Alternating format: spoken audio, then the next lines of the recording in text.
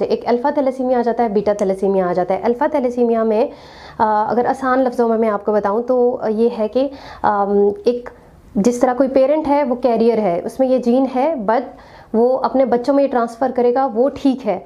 और दूसरी कंडीशन ये हो सकती है अल्फ़ा थैलेसीमिया में कि बच्चे में या ये जीन आ गया और बाय बर्थ उसको डायग्नोज हो जाता है कि ये कंडीशन पाई जाती है और उसकी मोस्टली डेथ हो जाती है या फिर सीवियर कंडीशन हो जाती है। और दूसरा है बीटा थैलेसीमिया, जो कि पूरी दुनिया में बहुत ज़्यादा कॉमन है। उसमें भी हमारे पास दो कंडीशन आ जाती हैं।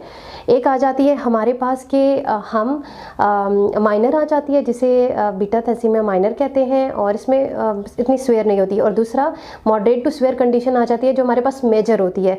इसमें ये होता है कि ये बाय बर्थ डायग्नोज नहीं होती है, ये 1-2 साल तक या उसके बाद डायग्नोज जाके होती है। और बच्चे जो हैं वो थ्रू आउट उनको ब्लड अपना ट्रांसफ्यूजन करवानी पड़ती है।